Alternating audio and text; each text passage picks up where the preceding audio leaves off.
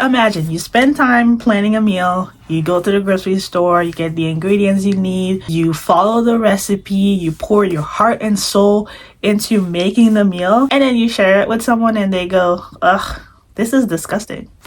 I beg your finest pardon. When you put a lot of effort into something and then somebody comes along and tries to tear it apart, it feels personal. It doesn't feel like they're just criticizing the food. It feels like they're criticizing you. Not all criticism is created equal, because we have to acknowledge some criticism is good. Some are actually helpful and others are straight disrespectful and hurtful. For example, let's say you make a meal and somebody tries it and they go, this could use a little bit more salt.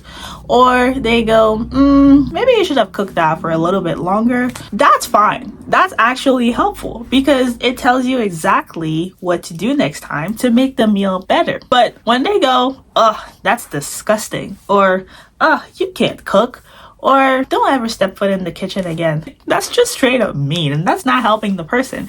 That's actually making them feel embarrassed. They're not gonna want to have you try their food again. Especially for a beginner, please be mindful of what you say to people in general, because you never know what people are going through. If you're trying to be helpful, then actually be helpful instead of just trying to hurt somebody's feelings. And as far as you who is sharing your food with other people and they're straight up being disrespectful to you, you don't have to accept that disrespect. You don't have to laugh it off if it makes you uncomfortable. If you find it funny, that's different. If you find it funny and it's like people close to you, you're just joking around, that's fine. Because let's say you're really close with a family member or like a friend and they joke about it, kind of like banter with you.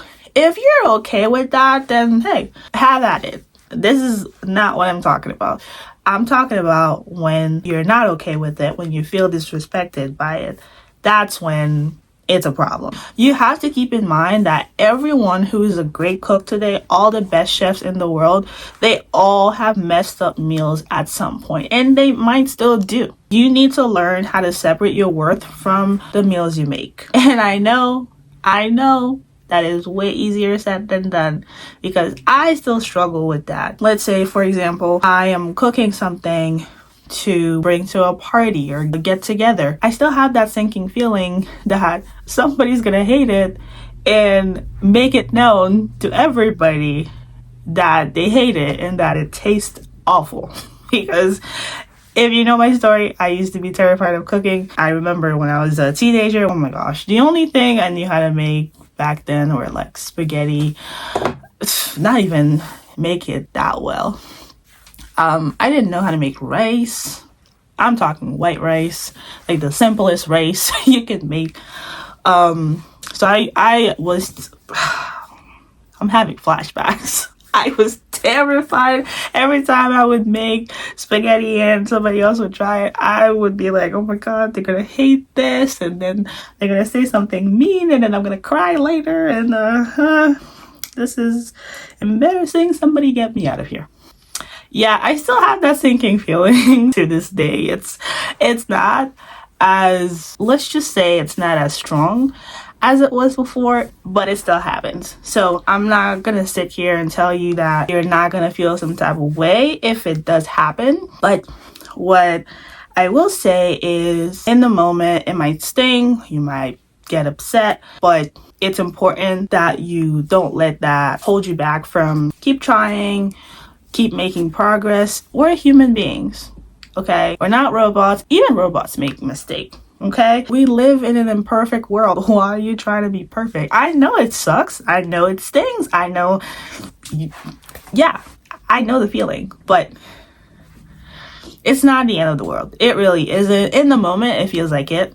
It feels like four walls closing on you, especially if it's in a public setting, or if you're around other people who really, really know how to cook and like they're really, really good at it. And I know that because in my culture, like the people in my family, men and women, they're so good at it that sometimes it feels like my cooking will never be good enough, that like I'll never get to that level.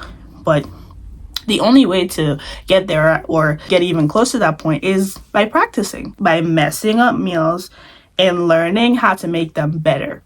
next time. Don't let one opinion convince you to quit. When I started posting, I still was not that good at cooking whatsoever. I overcooked some eggs one time, and I think somebody commented, this looks disgusting, yuck. And I was like, well, damn. Okay. But first of all, at least I'm trying to get better at it, okay? Second of all, you're not the one who's gonna eat it, so why do you care? If you want to help, be helpful instead of trying to hurt people's feelings, okay? Long story short, every great cook has made meals that they weren't proud of, and they may or may not have gotten roasted for it. The difference is that they kept going. They didn't let that stop them from becoming better. One bad meal doesn't make you a bad cook. The only bad thing that can happen from that is if you give up, okay?